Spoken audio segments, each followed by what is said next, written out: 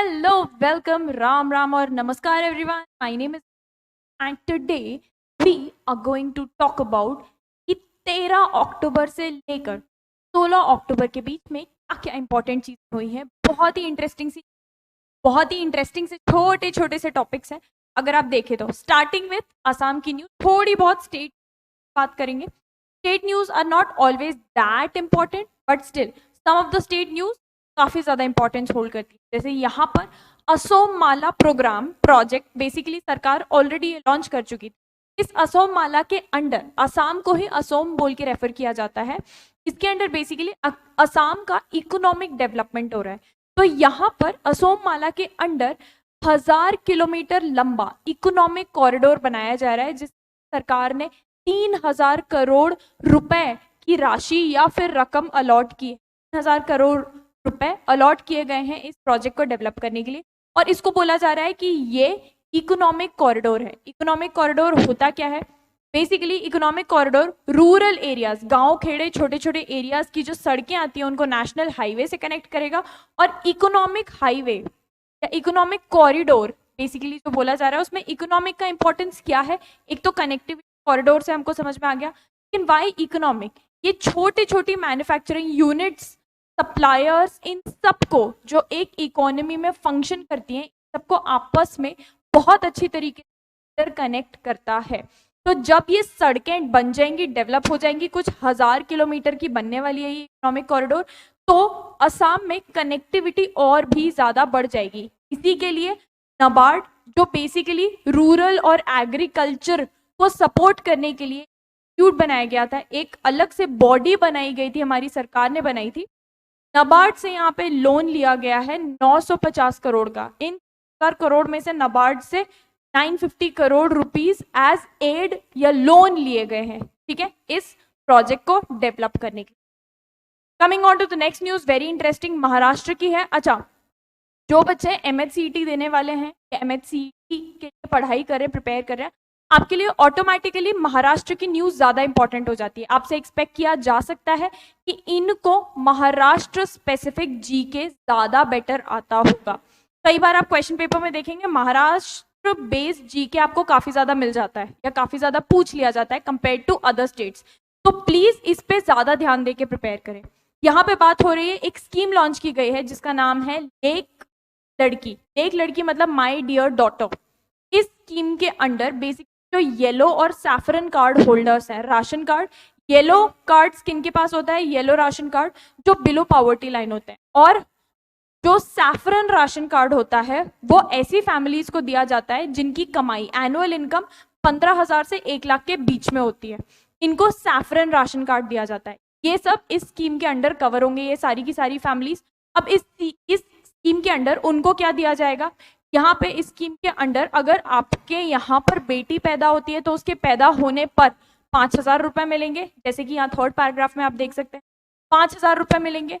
दूसरा, अगर वो फर्स्ट स्टैंडर्ड स्कूल में होता है ना, स्टैंडर्ड फर्स्ट स्टैंडर्ड में एनरोल किया उसको जाता है तो 6,000 रुपए मिलेंगे। 6 स्टैंडर्ड में एनरोल होके पास होती है तो 7,000 रुपए फैमिली को मिलेंगे। और 11 स्टैंडर्ड तक अगर वो लड़की जाती है, 11 स्टैंडर्ड में एनरोल होती है तो फिर 8,000 रुपए यहाँ पर मिलेंगे। और अगर 18 साल की एज कंप्लीट कर लेती है, ग्रेजुएशन में जाती है, तो 75,000 75,000 रुपीज मिलने वाले हैं। किस चीज के लिए हो रहे हैं? ताकि बेटियों को, किसी घर में बेटियां हो तो उनको पढ़ाया जाए, लिखाया जाए, आगे बढ़ाया जाए। इस तरीके से सरकार इंसेंटिव्स देती है। मतलब बोल सकते हैं हालत थोड़ी खराब, सरकार को पैसे देने पड़ रहे हैं आपको खुद को अपनी बेटी पढ़ाने के लिए। बट जब फैमिलीज की हालत इतनी खराब होती है, आप देख सकते हैं yellow card, yellow ration card मतलब कि बिलो पॉवर्टी लाइन, सैफरन माने 15,000 से 1 लाख 1 साल के अंदर, इमेजिन करो। तो उनकी टेंडेंसी होती है कि बेटियों को ज्यादातर टाइम पढ़ाने लिखाने नहीं भेजते क्योंकि अफोर्ड नहीं कर सकते। सरकार बोलती है कोई बात नहीं, हम आपको पैसे देंगे, आप प्लीज पढ़ाओ, ठीक है। So this is what this talks about. Coming on to the next, बहुत छोटी सी न्यूज है। बेसिकली न्यू दिल्ली में एक वर्ल्ड फूड इंडिया करके समिट ऑर्गेनाइज करी जा रही है। यहाँ पे सारी की सारी फूड ग्लोबल वर्ल्ड लेवल पे फूड प्रोसेसिंग इंडस्ट्री को एक जगह एक साथ लाया जा रहा है। फूड प्रोसेसिंग क्या होती है? बेसिकली खेतों में जो चीज जैसे उगाई जाती है, उस उगाई हुई चीज को आप ग्रोसरी स्टोर में कैसे पहचानते हो? मतलब गेहूं उगाते हैं तो आप ग्रोसरी स्टोर में जाओगे तो आटा मिलेगा ना, सीरियल्स उगाते हैं ग्रोसरी स्टोर में जाओगे प्रॉपर पैकेज्ड मिलेगा, दूध सीधा गाय के पास जाते हो क्या लेने? नहीं, मिल्क पैकेट्स में मिलता है या टेट्रा पैक में मिलता है। ये सब चीजें कहलाती हैं प्रोसेस्ड फूड, ठीक है। और बहुत बड़ी इंडस्ट्री है and India is one of the leading countries in food processing industry. It's a huge industry, huge sector. तो इसी फूड प्रोसेसिंग इंडस्ट्री के बारे में बातचीत करने के लिए, डेवलपमेंट्स डिस्कस करने के लिए समिट हो रही है, कहां पर? न्यू दिल्ली में। नेक्स्ट, हुरुन रिच लिस्ट निकली है 2023 की, जिसमें लास्ट टाइम हमारे अदानी जी ने टॉप किया था, बट इस बार अंबानी जी टॉप पर हैं। इस लिस्ट में रिच की लिस्ट निकाली जाती है हर साल। Ambani ji is the richest Indian billionaire. पिछले बार अडानी जी थे, but US based researcher Hindenburg report उनके बारे में निकली थी, काफी ज्यादा स्टॉक प्राइसेस गिर गए थे, तो उसके बाद से राइट नाउ इस रिपोर्ट में he is not the top, he is not at the top. इस बार टॉप पे है कौन? हमारे Mukesh Ambani. Don't confuse, not the other brother. Anil Ambani ji की तो हालत थोड़ी खराब ही चल रही है। Mukesh Ambani ji, who is the chairman and MD managing director of Reliance industries, वो 92 बिलियन डॉलर्स की वर्थ के साथ इस टॉप पर है, नॉट गौतम अडानी जो कि लास्ट टाइम टॉप पर थे। ओके, 100 रिचेस्ट इंडिविजुअल्स की ये लिस्ट निकाली जाती है। आपसे टॉप किसी भी हाल में, किसी भी एमसीक्यू में आपसे डेफिनेटली पूछा जा सकता है। Coming on to the next one, Udaipur ने अप्लाई किया है और काफी हद तक चांसेस हैं कि बन भी जाएगा। अच्छा, उदयपुर के साथ साथ में Bhopal is also gearing up and preparing for this, but फिलहाल हम उदयपुर की बात करते हैं। Udaipur is all set to become a Ramsar wetland site. Ramsar convention 1971 में साइन हुई थी, जिसके अंडर वेटलैंड साइट्स जो हैं उनको प्रोटेक्ट किया जाता है। वेटलैंड क्या होता है मैम? वेटलैंड एक ऐसी जगह होती है जहां पर वाटर, पानी, सरफेस के वाटर टेबल होती है ना अंडरग्राउंड में, बचपन में स्कूल में पढ़ा था हमने, वाटर टेबल होती है अंडरग्राउंड में, लेकिन वेटलैंड साइट्स में ना ये वाटर सरफेस के काफी करीब होता है, या इन साइट्स में पानी सरफेस पर ही होता है। जैसे कि आप झीलें देख लो, वाटर टेबल नीचे, अंडरग्राउंड का पानी वहीं पे होता है ना ज्यादातर टाइम। तो ये झीलें, तालाब, लेक्स, ये सब जो होती है ना, ये सब मतलब water is very close to the surface. इन जगहों पर अलग तरीके के जानवर, प्लांट्स, फ्लोरा, फौना, ये अलग तरीके के होते हैं जिनको स्पेशल तरीके से प्रोटेक्शन चाहिए। तो रामसार कन्वेंशन साइट, ये 1971 में जो कन्वेंशन साइन की थी बहुत सारी कंट्रीज में, ये इन्हीं वेटलैंड साइट्स को प्रोटेक्ट करने के लिए, बिकॉज पानी के पास सब रहते हैं, बचपन से डिस्कवरी चैनल में देखा होगा, जानवर भी, प्लांट्स भी। तो ऐसी साइट्स में ना बहुत ज्यादा डाइवर्स फ्लोरा फौना, फ्लोरा मतलब प्लांट्स, फौना मतलब जानवर, बहुत डाइवर्सिटी होती है, बायोडाइवर्सिटी होती है। तो इन साइट्स को प्रोटेक्शन की जरूरत होती है। तो उदयपुर, क्योंकि हमको पता है उदयपुर को लेक सिटी भी बोला जाता है, इसलिए उदयपुर ने अप्लाई किया था कि रामसार कन्वेंशन के अंडर उदयपुर को वेटलैंड सिटी के तौर पर डिक्लेयर किया जाए। भोपाल ने भी किया है and there is a very high chance कि अगले आने वाले 1-2 साल के अंदर इंडिया में ये दोनों cities will be considered wetland cities of India.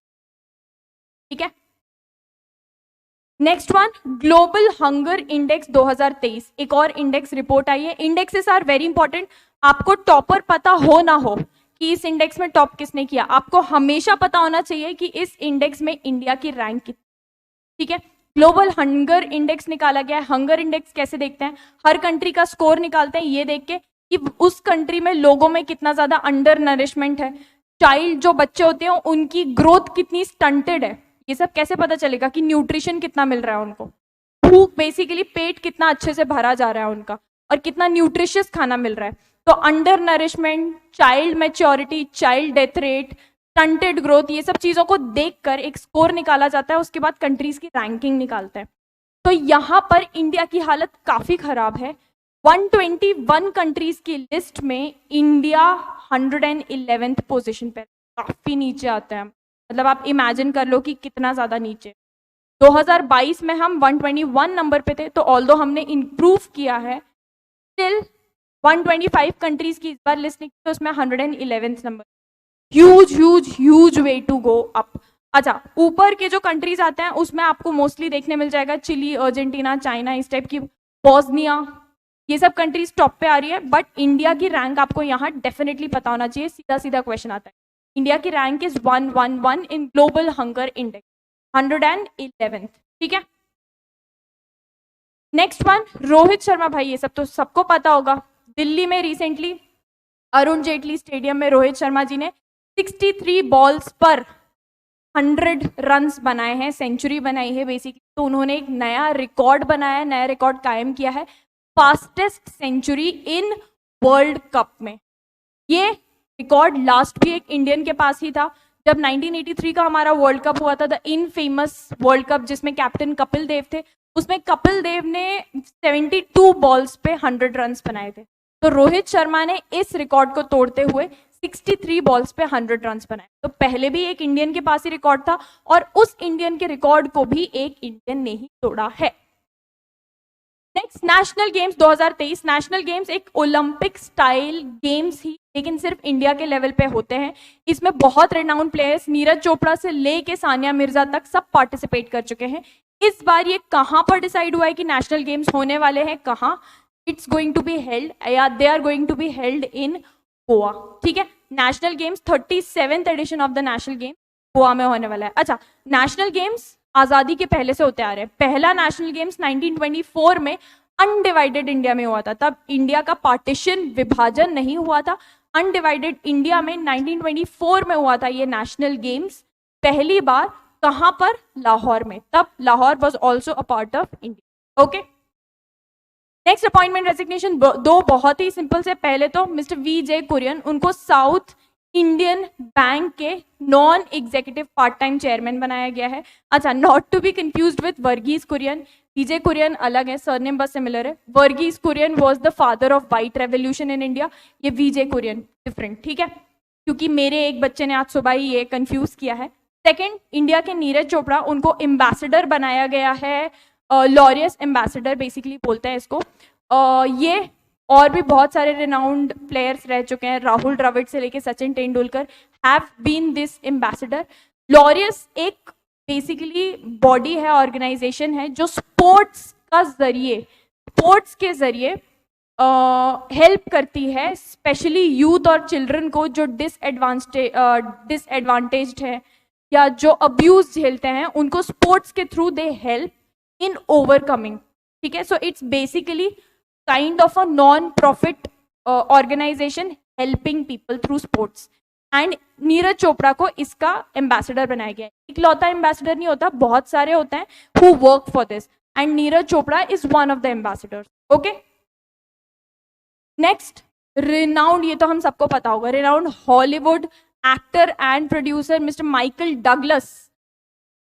बहुत सारी मुझे पता है मूवी देखी हो, द अमेरिकन प्रेसिडेंट हमने देखी होती है, बट द एंटमैन तो सबको पता है।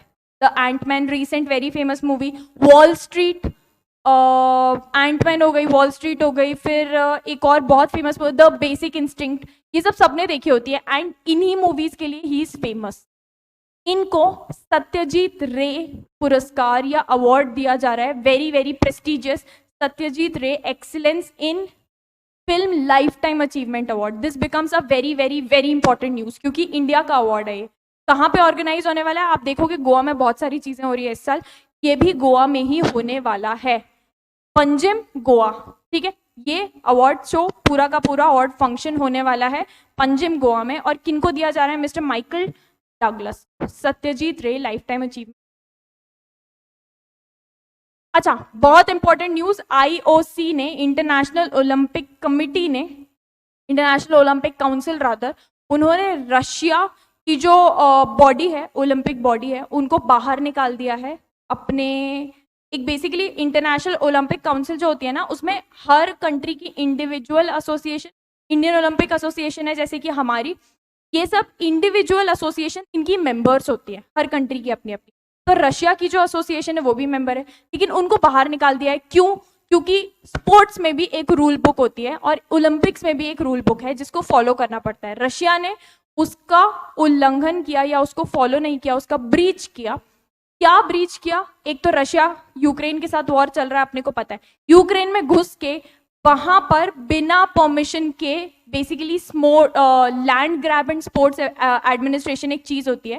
Land grab and sports administration के अंडर आप किसी और कंट्री में घुस के लैंड आपने ग्रैब की और वहां पे स्पोर्ट्स कमिटी बिठा दी, अपनी स्पोर्ट्स के एडमिनिस्ट्रेशन यूनिट वहां पे बिठा दी, जो कि रशिया ने यूक्रेन के साथ किया है।